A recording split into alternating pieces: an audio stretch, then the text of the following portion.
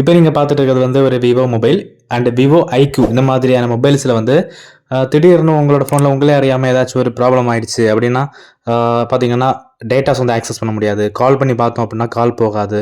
So இந்த மாதிரி நீங்கள் இப்போ ஸ்க்ரீனில் பார்க்குற மாதிரி ஒரு எரர் வரும். Incoming calls, out going calls எதுவுமே இருக்காது. மெசேஜஸ் வராது. ஸோ இந்த மாதிரி எந்த ஆக்டிவிட்டியுமே பண்ண முடியாது. ஸோ இந்த ப்ராப்ளத்தை சால்வ் பண்ணுறதுக்கு உங்கள் ஃபோனில் மேலே இருக்க நோட்டிஃபிகேஷன் பாரை இழுத்து கீழே விடுங்க. இதில் பார்த்தீங்க அப்படின்னா ஒரு ப்ரொஃபைல் ஐக்கான் மாதிரி கொடுத்துருப்பாங்க. இப்போ அதை வந்து ஜஸ்ட் கிளிக் பண்ணிக்கலாம். கிளிக் பண்ணது பார்த்தீங்கன்னா அதில் ரிமூவ் கெஸ்ட் மோட் அப்படிங்கிற ஒரு ஆப்ஷன் இருக்கும். ஓனர் மோட் தனியாக இருக்கும், கெஸ்ட் மோட் இருக்கும். ஸோ அந்த கெஸ்ட் மோடை கிளிக் பண்ணி நீங்கள் வந்து ரிமூவ் கொடுத்துருங்க. ஓகேவா? இப்போ நான் ரிமூவ் கொடுத்துக்கிறேன். கொடுத்தது பார்த்தீங்கன்னா ஸ்விட்சிங் டு ஓனர் மோட் அப்படிங்கிற ஆப்ஷன் வந்து காமிக்குது. இப்போ பார்த்தீங்க அப்படின்னா ஃபர்ஸ்ட் உங்கள் ஃபோனில் என்னென்ன டேட்டாஸ் எப்படி வச்சுருந்தீங்களோ அது அப்படியே திருப்பி வந்துருச்சு. ஓகேவா? சில பேர் இந்த மாதிரி தான் பிரைட்னஸை கூட்டும் போதோ குறைக்கும் போதோ தங்களே அறியாமல் இந்த மாதிரி கெஸ்ட் மோட் ஆன் பண்ணிடுறீங்க. அப்படி ஆன் பண்ணும்போது இந்த மாதிரி ப்ராப்ளத்துக்கு ஆளாகிறீங்க. ஓகேவா?